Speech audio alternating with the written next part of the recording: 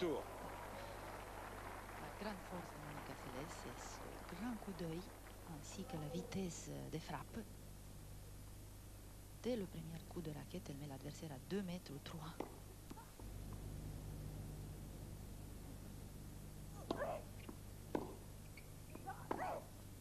Voilà, point gagnant.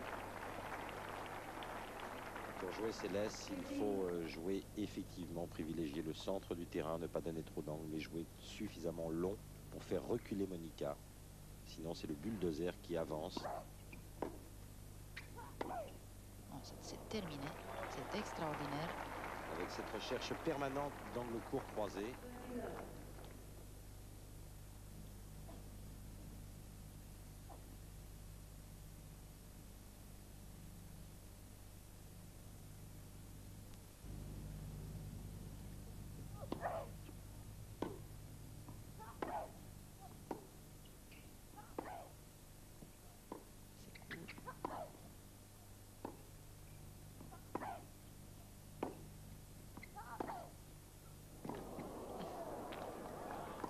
C'est vraiment étonnant. Du grand tennis pratiqué par Céleste. La violence de ses coups, l'agressivité, c'est ahurissant. Et toujours un enthousiasme extraordinaire chez Céleste. Elle amène le... 3 balles le break obtenu lors du premier jeu et depuis plus rien pour Amanda Coetzer.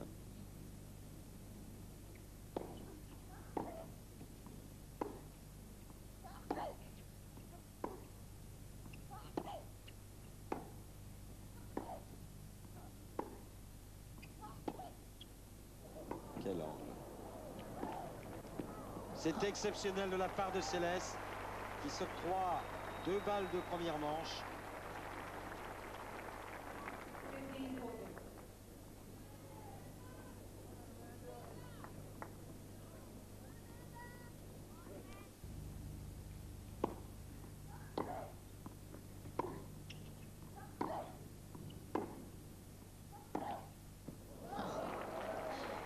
Quelle force mentale. Et elle est toujours 2 mètres à l'intérieur de son terrain. Puis elle ne lâche pas un point.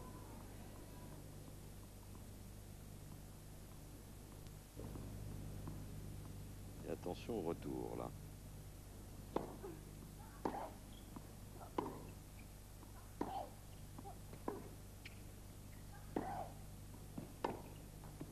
C'est fait. Première manche remportée en un peu moins de 27 minutes par Monica Seles. Le score 6 jeux à 0.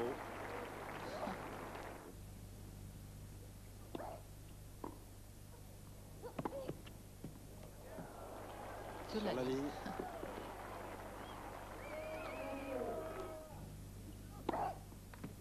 Oh, avec un ace, c'est pas vrai. Parce que 3 fois sur 4, elle essaie de déborder. Côté gauche.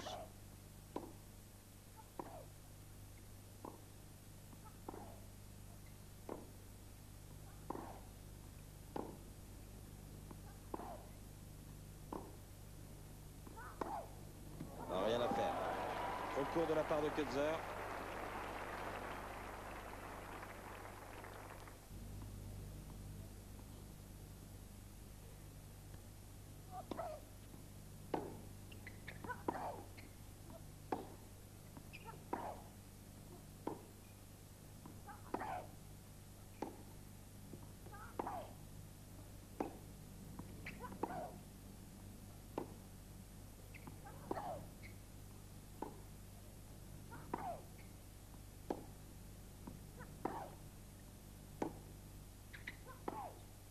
Oh là là.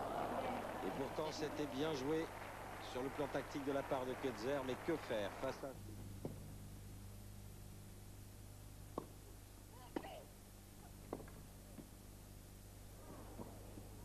C'est terminé. Break réussi par Céleste, qui passe à une rapidité fantastique, d'une situation de dominée à une situation dominante. Elle a écarté une balle de break au jeu précédent. La voilà qui mène maintenant 3 jeux à 1.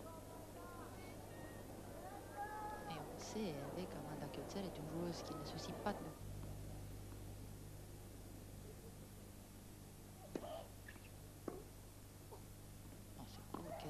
court.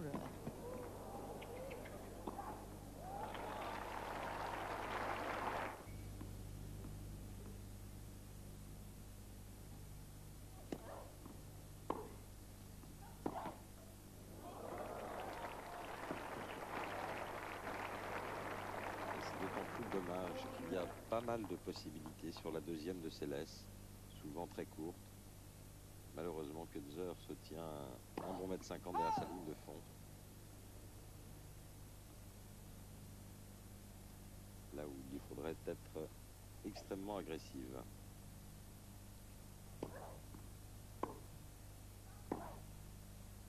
Ah. Non.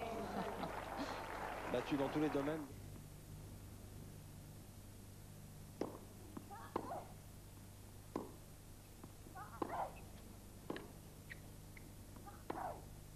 Oh là là. Formidable.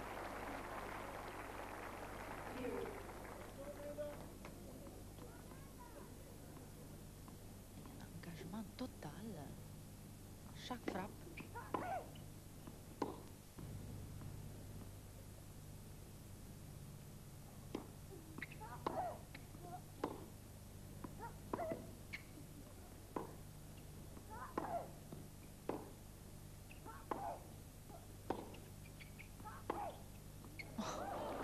C'est incroyable.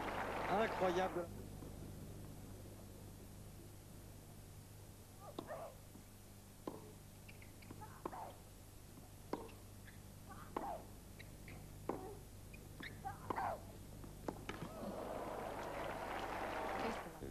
Qu'elle s'approche de plus en plus de son niveau d'entente. Parce qu'il y a eu vraiment des progrès sur chaque rencontre.